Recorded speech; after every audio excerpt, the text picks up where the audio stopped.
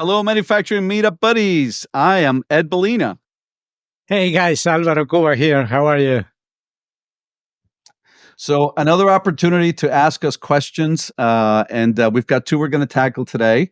Just trying to get back onto the business here from a week of vacation in Maine. I've got a nice suntan, and as soon as I came in, I was deluged by a fire hose worth of things I had to do. So that's what I'm coming back to. Alvaro, how about you?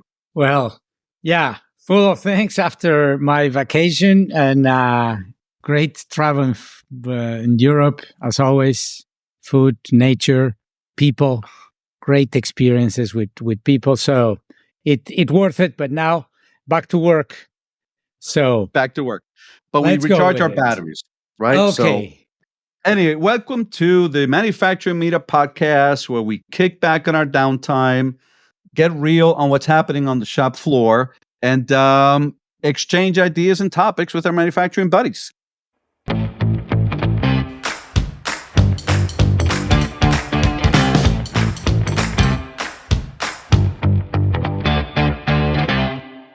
So, guys, as Ed mentioned, we'll do the Ask Me Anything, and we have a couple questions that came from you. The first one is, where should you look for savings when you implement machine health? Ed, you want to give us your take? Yeah, so there's a lot of obvious sources of savings, right? If your equipment is running and is not breaking down as frequently, you're going to see savings in repair, maintenance, parts and labor, uptime, etc. But sometimes manufacturing folks will focus on their own P&L. And to be honest, the pure manufacturing impact of machine health is kind of the tip of the iceberg, right? Those are the ones we can see. What's below the surface is even bigger, with things like total supply chain costs, right? And the ability to lower inventories, have a safer environment, etc. So, Alvaro, a couple of thoughts on that, because we get this question a lot, frankly. Yes. The first is just reflecting in machine health. So that's a big jump. When you go into machine health, and we were discussing in the previous episode, in episode 9, we were talking about what it means to move the line from 10 minutes uptime to 4 hours without stopping. That's big. So the impact that you get from that is really significant. We had the obvious ones, the downtimes, the energy, the labor, but then capital. It's a big one. When you have that kind of uptime, you can delay 2-3 years a new line or a new implementation, your spare parts. No, you can plan, you can do just in time with your spare parts. That's another big thing. Morale in the people, all the people side, that they feel in control, that they have better information, quicker to make decisions, is safer, is more fun. You put some technology into that. All that means more productivity. Because capital deferment is huge. Yeah. Right. And one more, when you start doing that and you can react, you can run more products in the week, you improve your service levels, that goes straight into the top line, the net revenue. So then you start hitting cost, cash, and service at the same time.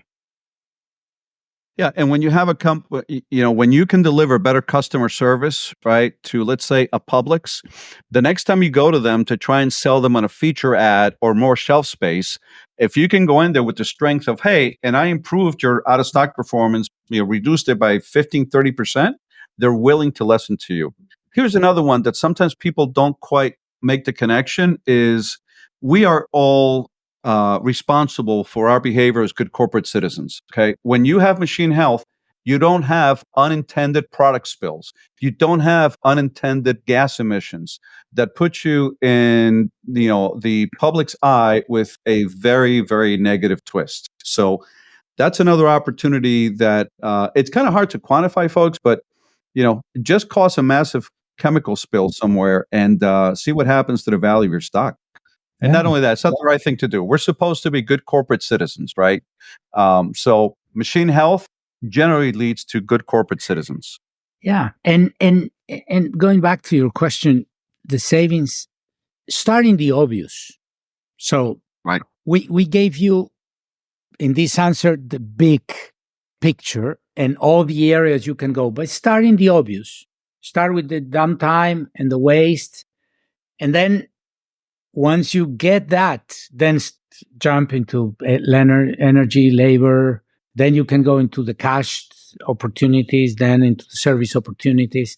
So once you check the first, go to the second, and there is plenty of opportunities out there as you go in this journey. How about workman's comp, right? You were talking about safety. Yeah. You've seen the huge impacts of that, how much money that can throw to the bottom line. And it's the right thing to do, folks. Good. So let's jump into the second question. This is a very interesting question. I finished my training and I'm heading to a new job in a in the plant floor. So what I learned in my trade school will help me and successful and to grow my career. There's a lot to unpack. Yeah, there's a lot to unpack in a short period of time. Listen, when you come out of school, you have some basic technical knowledge and capability. Well, I think one of the best things that I ever learned in school, I have a degree in chemical engineering.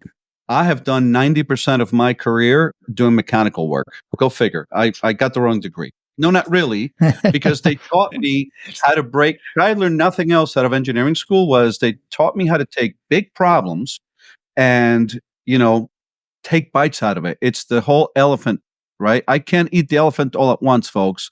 But if I take little bites at a time, eventually I'll be able to do all of that. And your technical training should prepare you for that. But Alvaro, you and I both know there's a lot more to it than that, right? Just being a smart, capably technical person is not all of it. Yeah. This is a good base. No, I recall going to my very first job and being so frustrated because everyone knew more than what I did. It was about steam and tubes and traps and all that. I knew nothing, and everyone knew everything. I went back to the dean in the university to complain. Hey, I have been all these years here, and you have taught me anything. I don't know this. And his reflection was, if we had to teach you everything that happens out there, a lifetime is not enough.